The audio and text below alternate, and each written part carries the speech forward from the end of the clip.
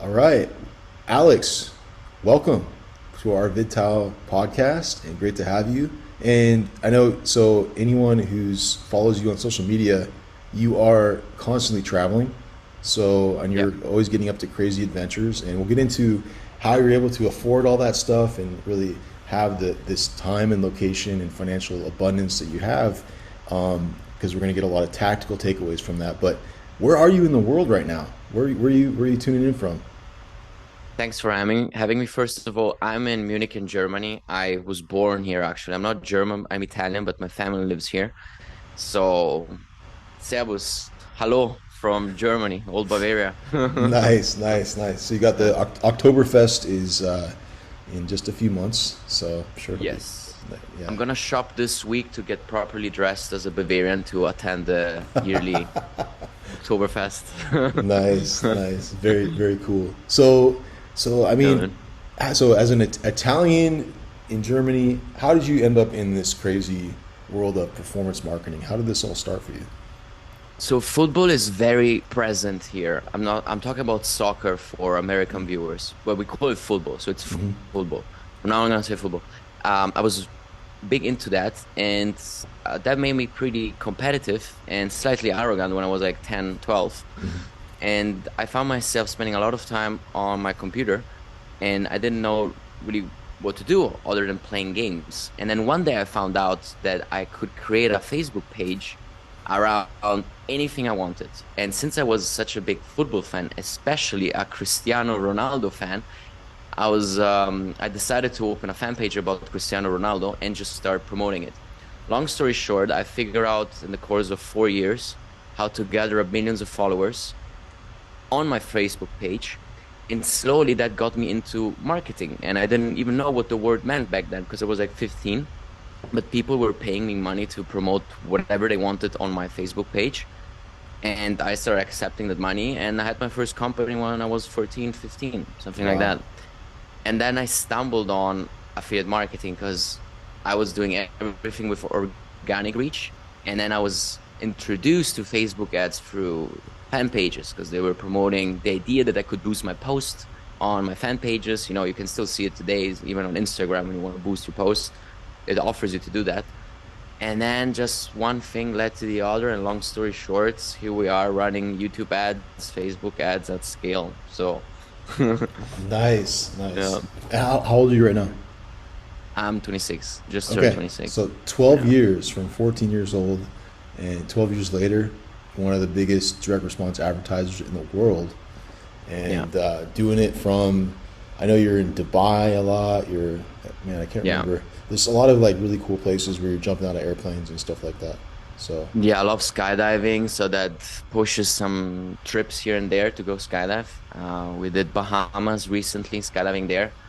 But yeah, I've been pretty location free due to the, you know, uh, business line we're in and the way we do it. But now I want to settle down in Dubai because it's the one place that almost has it all. So I'm gonna be there starting September, October. very Yeah. cool, very cool. And Yeah. then, how did you get into? Because I know you do a lot of the production side of things too. I know you're deeply involved with actually, making sure that the creatives are good and ready to rock. So I'm just curious how you went from building this football fan page, right, getting people paid to people paying you to hmm promote there, to how did you get started in the actual video marketing specifically? It was a transition because I was an affiliate before, so Hmm. I was used to create ads, not specifically video, but then I had an e-commerce company for like 3 years where I had to manage it all from, sourcing the products, fulfilling them, and marketing them. So then I got introduced more to, creating content from actual, like from scratch. So creating short VSLs to sell any product that we were selling. And then I got to meet through my friend and partner Ralph's the clients he was working with, and they renamed Anonymous for now, but they are leaders in the space. And when it comes down to content production and everything, so they own a big studio in US, and we outsource everything to them when it comes down to video sales letters productions. And they freaking nail it. So we give them scripts, we give them ideas, we give them angles to shoot, and then whatever we can shoot ourselves, that is still okay for us to do abroad without having like fancy equipment.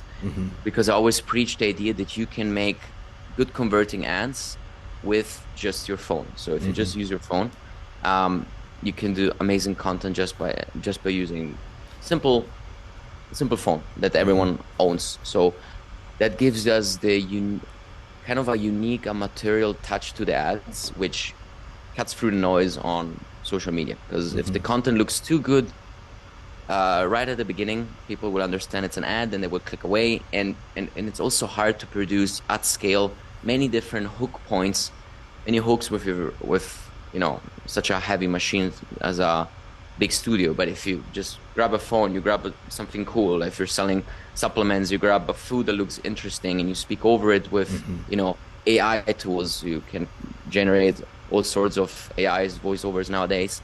That will give you, the edge that enables us to win the competition on YouTube.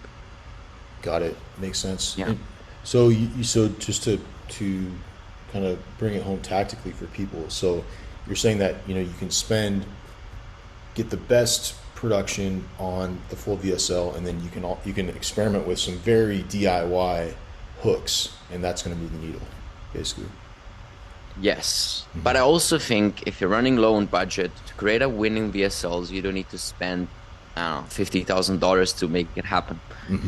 If you have an authority figure and you put it in front of a camera, and you have a solid script, regardless of the production, will look like, I don't know, like right now that I'm using like camera light. I mean, a camera doesn't even cost that much, so you can easily set this up. Right.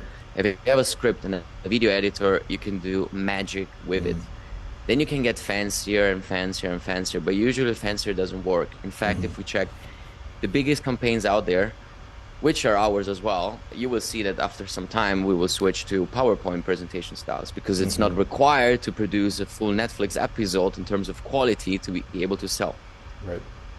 But it's important to deliver good content at the very beginning, to hook them up, to hook the users, to give them many reasons to stick throughout the video. So it all comes down to, keeping up their attention. And that's also something I'm practicing more and more, even on my own YouTube channel, because I'm practicing on myself. Usually I would write scripts and run ads for others, but now doing it on myself, it's also interesting because it makes you even more aware of the entire process of how to, keep up the retention in your ads or in your YouTube videos. And yeah, that's the art. I'm not even a copywriter. Like I knew not much about copywriting. I wouldn't even call myself a copywriting expert, but I think it's more about finding the right ways and make a video so interesting that people are just gonna stick until the end of the video, at least as much as you can. So, got it. Makes sense. So what, in terms of, you mentioned retention a few times and getting people to stick to the end of the video. So what kind of metrics are you looking at, if any, to evaluate how that, comparing apples to apples, comparing one video to another, just in terms of retention? Are you looking at anything? Is there anything that people should be paying more attention to that you don't hear spoken of very often in terms of that? Well, the main KPI is always going to be the cost per sale you face. So that is undeniable, and I think it's worth mentioning it because a lot of people get lost in the noise. So they think they have good ads, they think they have great ads, but then every time they try to scale them up, the ROI just vanishes, and it all comes to the fact that the ad is not good enough. It's probably bad. Otherwise it would be able to sustain the growth. Let's say if your ad doesn't work at all and you check the retention rates right at the beginning and everyone clicks away, then that's an indicator that you should be doing a better job, especially in the first seconds or minutes, to keep them watching. But yeah, it always comes down in the end to your CPA, because sometimes we see people dropping out very quickly, but then the ones that watch the video, they end up buying anyways. And usually in ads, it's mostly the case because people don't want to watch ads. They want to click away right away. And the fight is in the first minute, especially, to actually make them forget what they clicked on and just keep them around in the new video that they didn't even know existed, and transforming that superficial attention into actual interest in understanding what you have to say and offer. And usually our approach is to inspire and educate people around something they didn't know, because that works very well. Because once they switch their mind from binge watching to, oh, I want to know more about whatever this guy is talking about on camera, and we're feeding into his curiosity and knowledge, that's what gets them hooked the most. So really playing with their attention, perception from visuals and audio, and and the content itself, and every time teasing at something that is gonna come next. So um, you could have a big promise at the very beginning, like let's take it to the financial niche. With this one thing, you're going to be able to make millions of dollars a year by just working 4 hours per week. That's a big promise we're going to make at the beginning.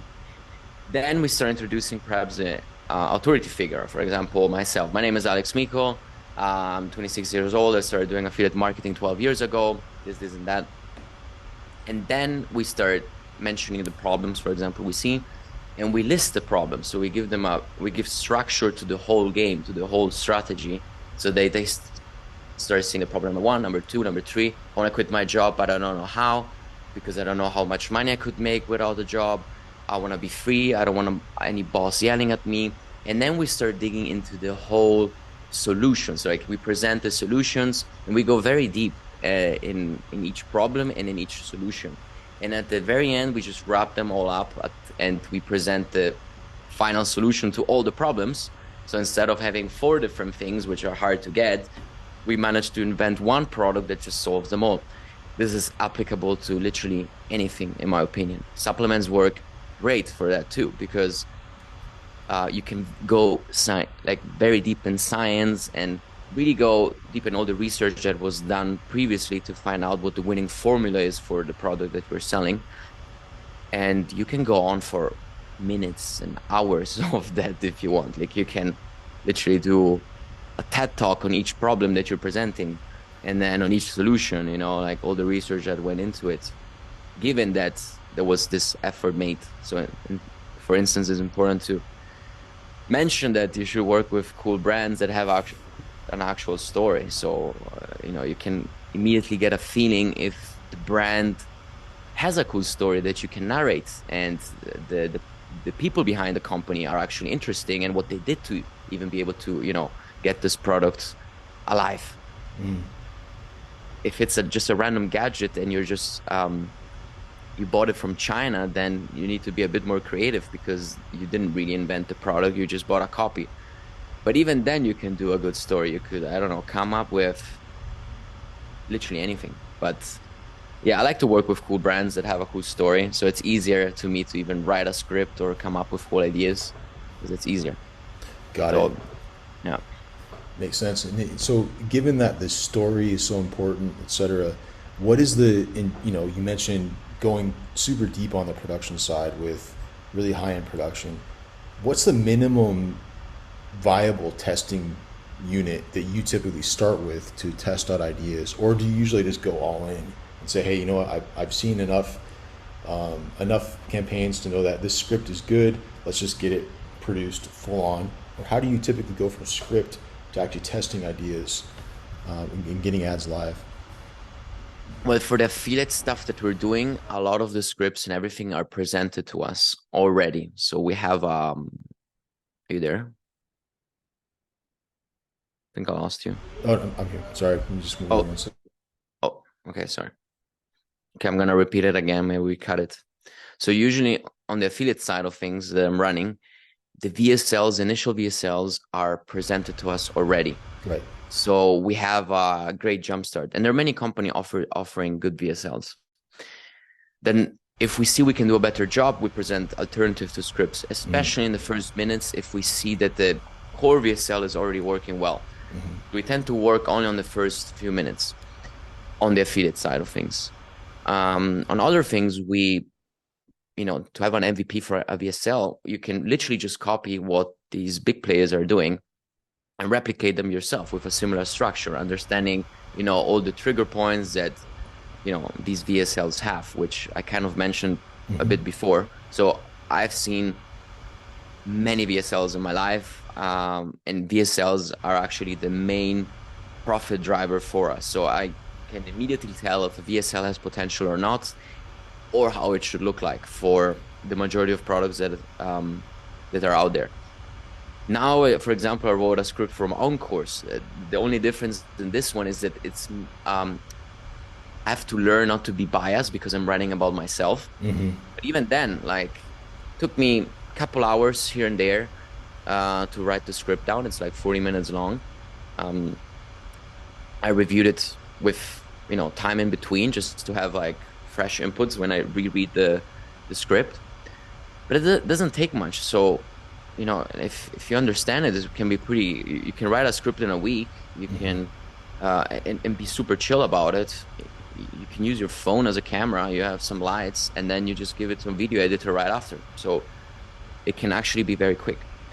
The only problem that we're facing nowadays, which is worth mentioning, is that long ads, long video sales letters run as an ad directly on YouTube and also soon on Facebook are gonna be penalized.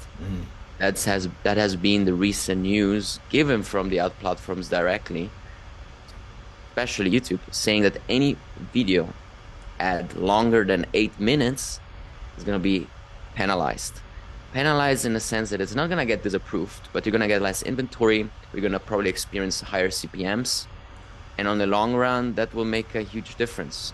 That's what they said. They already said it like a year ago, and that didn't really happen. So we were like, okay, that's BS. That's bullshit. It's not gonna happen this time. To be honest, I started seeing some insane increases in CPMs, and indeed the performance is not as good anymore on the long VSLs. So I think we're gonna see a shift into shorter VSLs or simply ads that are gonna drive clicks to a VSL page where people can continue watching the VSL. So right now, for us, it's like an experimental phase because we need to crack the code once again. We got very comfortable for like 3 years, 4 years running VSLs as an ad, and that was fantastic. Like the first time we tried it, it just boomed. We went from spending $1,000 a day to $100,000 a day in like 10 to 12 days, which was nuts. Like money started flying left and right, all due to the power of long format ads, which makes absolute sense. Like, why working so hard on getting people from YouTube to watch your long ad on another page if you can just present the video directly on the platform? Um, I don't know why it didn't click before, but eventually we understood that and it boomed. And yeah, long format videos have you simply have the chance to persuade the customers for way longer. So if you're selling like high ticket products, you need something to sell them for. Like you need long videos. People do webinars, people do, these free trainings that last 1 or 2 hours.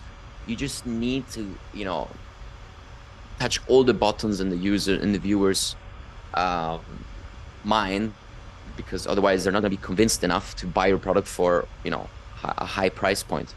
For gadgets, although I've seen, DSLs long, 3 to 5 minutes long, spending also 20, 30, $50,000 a day. So that's absolutely possible.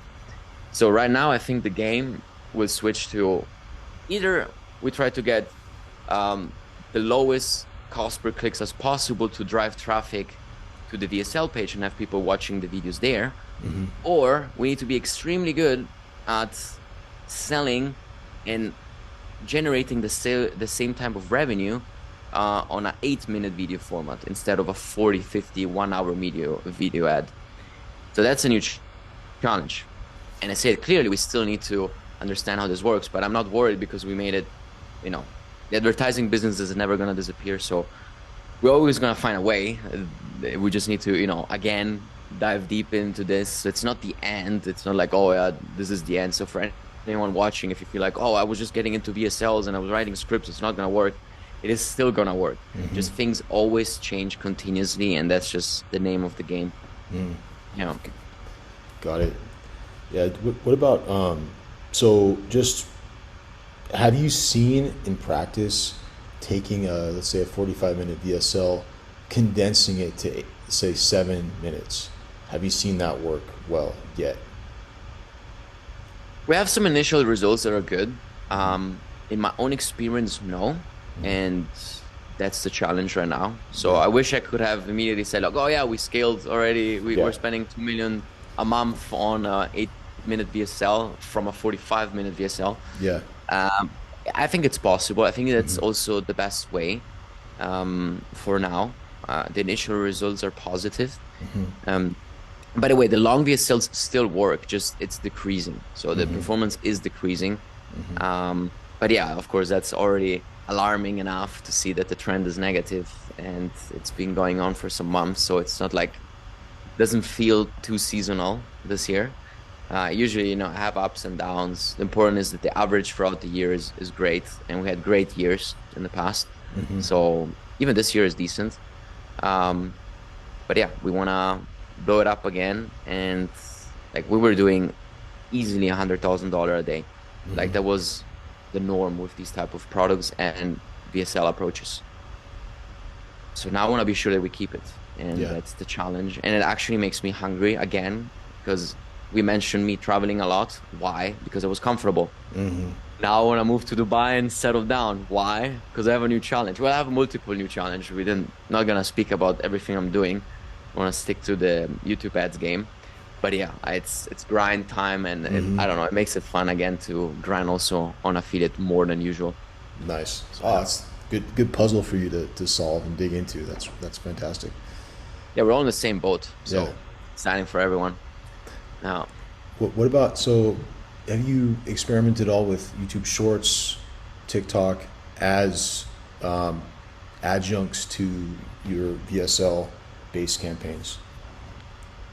yeah, so we couldn't spend more than $5,000 a day on TikTok, and it's not that interesting for the products we're running because Hmm. we sell to people that are older than 35 years old. Hmm. So on TikTok, the audience isn't really suitable for that, Hmm. at least not as much as YouTube. So I guess just as a mindset decision, we applied the Pareto rule and we just stick to what gives us the most returns in terms of time investments. So we just stopped doing TikTok. And on YouTube, we did try the shorts because there's good inventory. Like there's a lot of traffic. But still, because we're so used to run long format ads, didn't really work for us as well. So I think now this is pushing this new penalty on long ads is gonna push all the big players, all the great advertising minds to really understand how to make it work on short format, which seems to be the future so far. Um, so to answer your question, no, we didn't crack it. And we did see some results, but they were poor compared to long ads. So now it's time to make it work, I guess. No Absolutely. other alternative. Yeah. Absolutely. No, absolutely. That's yeah, I mean, in terms of, and how are you seeing on Facebook too? So these same offers, I know that you're scaling, you scale really well on Facebook also. How do you see, let's say, your best campaigns on YouTube? What are the differences in the creatives that for those same offers on Facebook? Like what sort of adjustments do you typically need to make that same offer work on Facebook with, let's say, a 45-minute hmm VSL? Well, to keep it very simple and straightforward without selling something complicated, nothing. If the ad works on YouTube, you can upload it as it is on Facebook, and it would give us very good results. Then, of course, like you can play with the formats, but I did run 16:9, like the same horizontal format, and it would work. Yeah. Oh, it's smaller. It looks small on the screen, on mobiles, this and that. Well, I tell you what I see on my screen, and that worked well. But then, of course, we adapted also the ads and make them more squared, like long, more vertical. And that, of course, helps you improve the results. But if you're watching this and you have a YouTube ad that works fantastically, just copy paste it on Facebook. And if it doesn't work, then I don't know, reach out to me and say that I'm full of shit. But in my opinion, Yeah. it works. Yeah. So I would like, and the opposite is true as well. So adapt your winning Facebook ads to a YouTube format and just run them there. So if you Mm-hmm. can do that, I tell it also to, my community, my students. Once you start scaling, and if you have enough cash flow, which for some could be an issue, just copy paste it and start running it on both Mm-hmm. platforms, and you're likely gonna see good results. And it's not like, oh, this offer only works on YouTube and it doesn't work on Facebook. A winning offer works everywhere if Mm-hmm. you know how to crack it and if you have the right marketing materials. But when it comes down to video, if you crack it for Facebook, it's the same video that can run on YouTube. It's not gonna be big difference. So yeah, just do it. Let me know how it goes. Nice, nice. Yeah. So when you know, how do you actually, when you look at an offer, someone comes to you with an offer, Yeah. how are you looking at that and going, hey, you know what, I think I can scale this, or no, there's red flags here. I'm just curious how you evaluate offers that come across your table. Yeah, that's a good question because I think it makes all the difference in saving your budgets and actually working on things that matter and that can have scalability potential versus all the ones that are not going to perform. Um, I got spoiled in the last years working with, again, we had the best VSLs out there. So very hard to beat.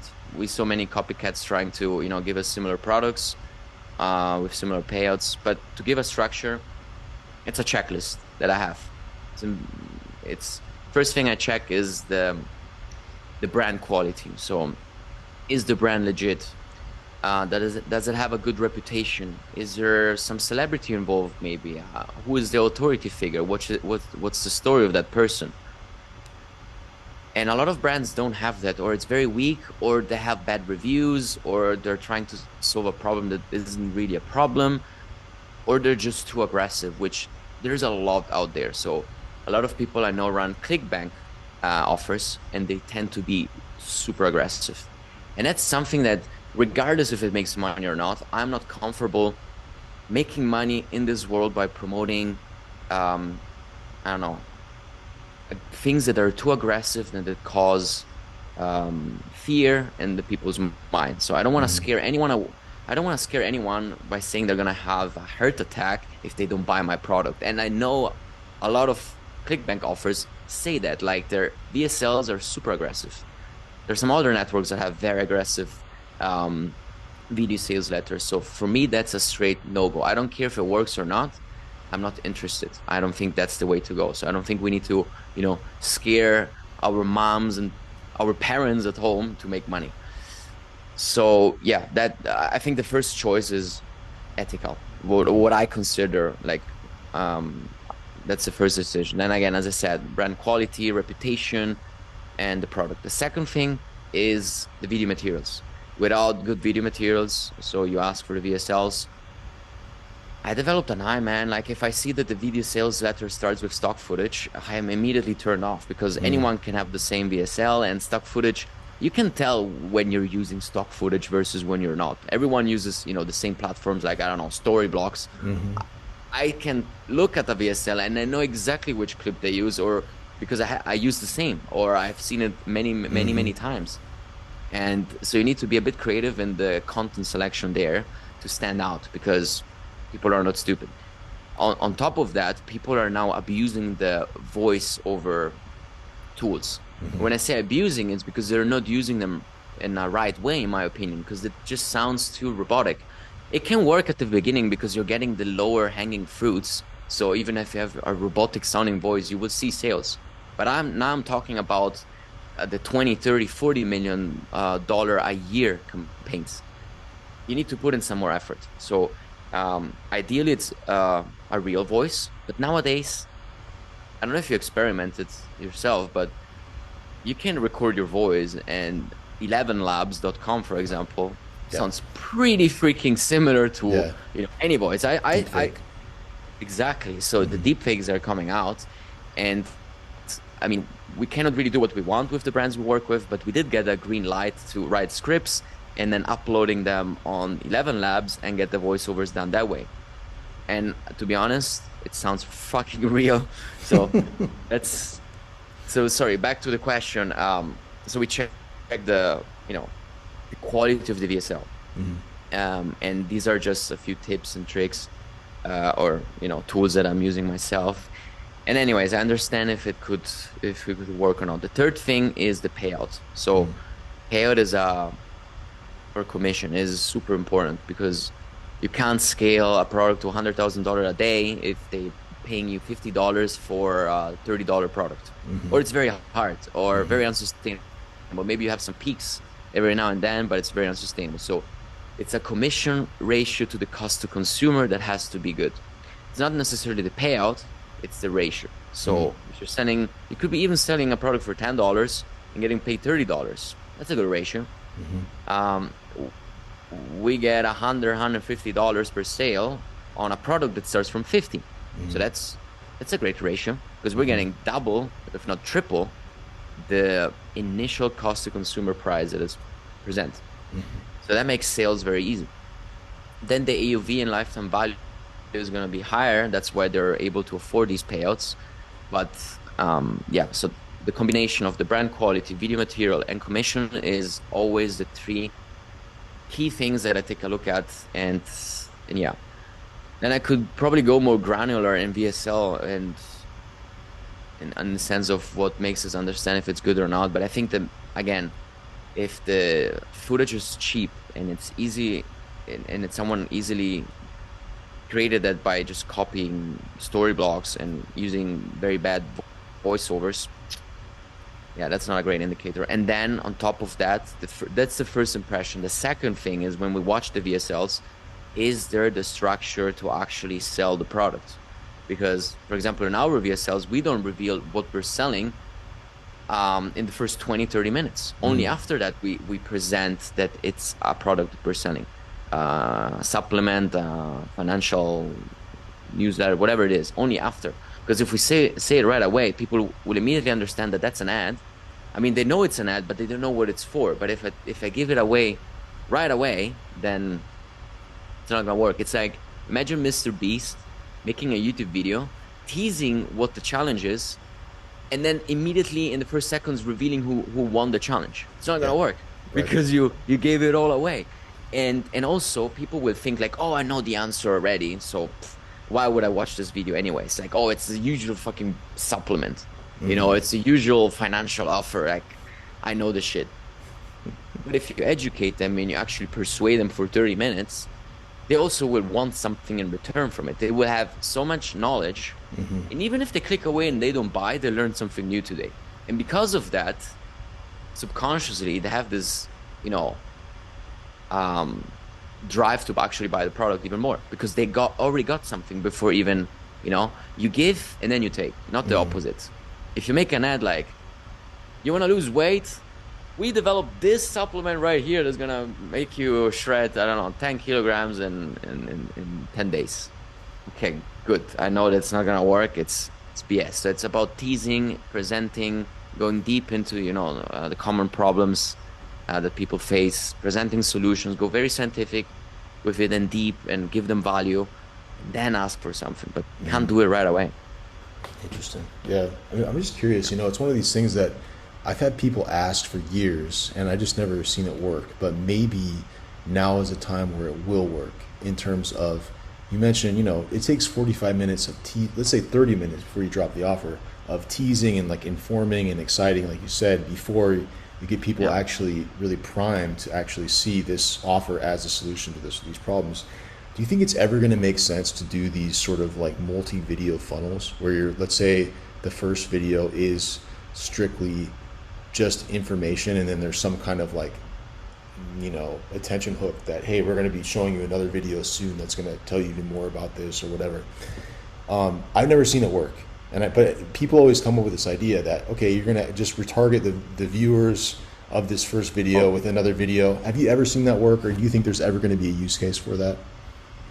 I heard people talking about it, but I can only judge what I see with my own eyes. Yeah. And I want to say, in theory it sounds great, but in practice, the way we were able to do so much ad spend on YouTube, it didn't work we didn't even try this method. I was trying this on Facebook, like retargeting and showing them one video first and another video after, and then having a conversion window of like a week.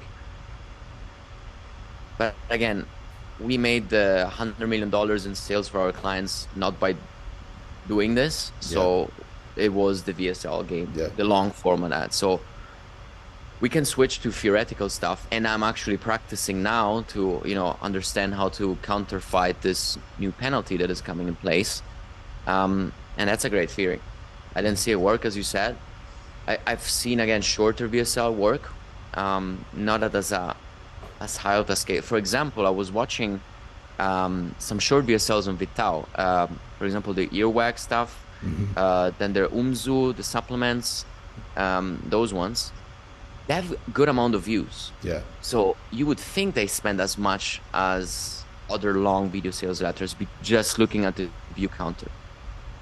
But the difference is that the CPMs for shorter ads are actually much lower. So you can get faster views than for the long ads. So I got sad when I figured that out because I was like, oh, I thought someone was spending millions just as we do on 3-minute ads.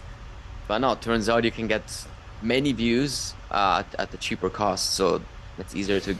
Nevertheless, those campaigns are good. I think I'm also looking at those as a kind of inspiration nowadays.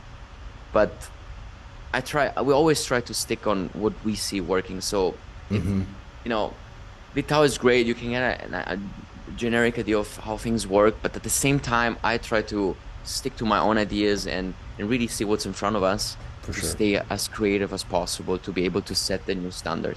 Because in the end, that's what we did. And that's also what our partners did. Because,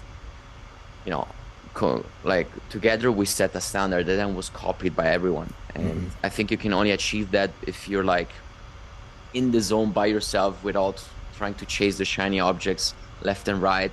Someone said that this works, someone said that worked. See yourself, test, and you're gonna find a way. Do you think, if you look at right in the heyday of the VSL as an ad, let's say 2019, 2020, Organifi doing the 3-minute ad to a text landing page, just killing it. They're spending a ton of money. The business was booming. Do you think that, have you considered that as, why aren't more people able to make that kind of funnel work? I'm just curious on your thoughts. So Organifi, you were saying they were running 3-minute ad to a text lander, like a advertorial. It wasn't even an advertorial. It was like a long form text sales page, basically with, here's essentially the green juice has all these amazing ingredients, and then it's like you mentioned earlier, right? And then it's you could buy all these individual ingredients, or you can just get the green juice. That's kind of the argument. I'm just curious why that hasn't worked for more people, in your opinion. So how much do you think they spent? Because I remember Organifi. I remember their ads, but that was a long time ago. I didn't see them in a while. Yeah, it's been a couple. I think it's. I'm not privy to all the information. But I can't really comment on the specific numbers. But they're a very big business. A significant business, doing a lot of volume with those ads and those funnels specifically. I'm just curious, why, just in terms of the theoretical mindset that you're talking about, why certain things haven't worked before, and which of these other mechanisms, like Umzu, for instance, where you have this amazing short form video with animation and a strong founder kind of story. Why is that? We've never seen their campaigns or anything, but connected to some people who run ads for them, and I know that they have done big numbers. I'm wondering why that's worked and why not very many people have been able to replicate that. What are the missing ingredients? Just so to try and understand how we can take a lot of the stuff that's been working on VSL and reformat so that we can accommodate this 8-minute situation. Yeah. So talking about Umzu, because Organifi, I faded the memory of that. But Umzu, because I saw it recently, animations are great, and they also revealed the product pretty early on. So that was interesting. They did many views. I wonder how much they did spend. And I think they just nailed the point of cutting it short, and getting very quick to the point, which is interesting to me because we were doing the exact opposite, getting very slow to the point. Hmm. So, um, I think I should make a video on my YouTube channel to break down like these ads and give a better point of view. Because on the Hmm. spot, like I would love to watch it together. I don't know if we can do it, but like Hmm. watch it together, minute, second by second, and break it down. Um, but yeah, like it's about experimenting now to put what we did in 40 minutes in eight Hmm. or seven or less. And I think that's the art now. Like we already did it in the past, but I guess we were too lazy because Long was working. Um, I mean, essentially, we still need to communicate the same things. We need to hook them. We need to present, doctor, whoever we're working with. It's the same thing, just we need to get it down short and still nurture them enough to, purchase the button right away, the buy button right away. So I don't know. I need to experiment myself. I don't want to comment too much on something that I don't see Yeah, results. of course. No, So it's like, I appreciate that as well. But it's just fun yeah, to just brainstorm. And I'm just wondering too. Something that comes to mind is if you think there might be even some just straight up demographic differences that maybe Umzu is targeting younger people and who are more sort of, I mean, just in yeah, terms of like we don't see we do a lot in the similar like 50 plus space. VSLs work amazing, right? yeah. To selling to younger people, how do VSLs work? Like, do VSLs actually are they just too long and too boring? Can you imagine like For sure. have Like, you ever bought anything from a long form? You're 26. Have you ever bought anything from a 1 hour presentation? I'm a very bad customer because I'm so used to sell that I rarely buy things. So I wear cheap clothes. Yeah. The only thing I start spending more on is like investment pieces, like I don't know, watches. But other than that, I'm a I'm very I'm very unrelatable for the, average Joe binge watching on YouTube.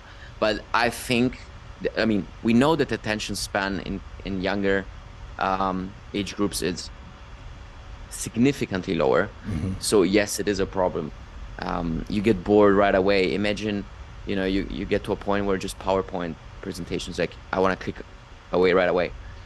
Um, but older people love to read, and I could actually see that like on plus 50, plus 60, the CPAs were even lower because of that. Like they would just watch, they would just stick around. So yeah, I think perhaps like Umzu is targeting younger people. Also, the problem is that I remember their product, not too familiar with the brand, but I remember it was like something to cleanse your gut, as in making you poop like Mm-hmm. 6, 7 times a day because Yeah. you have a lot of poop that is stored, and I don't know how many pounds of poop we have Right. in our body that we Right. can't get rid of. So that sounds more applicable to more people, although it still makes sense that older people would be interested in that. Like, I don't think a 20-year-old wants to buy, um, I don't know, they don't even care about their health yet so much. But yeah, perhaps it was presented to more younger people that have these interests because of the ad length. So that's for sure theory. And you can convince them in 3 minutes, and you will never be able to convince them in 40 minutes, not because your ad is bad, just because they don't have interest in sticking around so long. Because they Yeah. clicked on a Logan Paul video and then they don't want to be bothered by any doctor talking too long about some stuff. Because they go to university, they go to school, they're already saturated with information, and they don't want to be bothered. They just want to binge watch. So 3 minutes or shorter ads, yeah, can be present. Maybe that's why they want to push short form ads. It's a spider. They want to push these shorter ads because they know that, younger kids are growing up and they have purchasing power. So the sooner the transition happens, the more the company are going to monetize on all these younger ages. Otherwise, I mean, iGaming is pretty big, Yeah. so all the e-games and stuff works perfect. Like Yeah. we see all these apps. Apps are huge. Like they do insane numbers on YouTube and whatnot. So maybe they just want to promote this idea to more industry so they get more familiar with these short ads. And at the same time, what I heard was that long ads would steal traffic from, the biggest YouTube channels in America for those age groups, which are all news related channels. So Fox News or CNN. s- that's something I heard. I can't be sure it's 100% correct, but they would complain that the viewers would not watch the news anymore or the videos they posted because they would end up on these long ads. Yeah. That's another theory. How true that can be, I don't know. I mean, in theory, it is true because I checked one of my channels, by the way. I had about 40 million watch hours on my videos, all on ads. Wow. So I'm not sure if to be proud of that or not, because yes, I did get 40 million watch time hours on my ads, Hmm. which I think it's around 3,000 years, something like that. I remember calculating That's three, insane. 4,000. Yeah. Yes. But at the same time, and it made me a lot of money and to my partners as well. But I kind of feel responsible because 3.6 thousand years is quite a bit. Yeah. You know what I Yeah. mean? So it's maybe we could do better in the world. But yeah, it's insane. So watch time is getting stolen from these channels for sure. But Hmm. from a YouTube perspective, doesn't matter because their end goal is to keep, people entertained and on the platform. Yeah. So I don't know. There's for sure some conflict of interest happening. And yeah, it's just Yeah. sad that it's coming to an end for these type of ads, It was but a good run. It was a good run. solid run, a solid run. Yeah. Uh-huh. Totally. Yeah. Yeah, you know It's. it. You run it yourself. Oh yeah. I mean, I think like I mean, I don't. You can never say like, I have no idea who did what first. Because we were kind of all in our own little bubbles. But I remember when we started running video like VSLs as the ad, it was like, oh shit, let's just try this, and then it just kept working, and it was like unbelievable. And it simplified so many things too, because you didn't have to.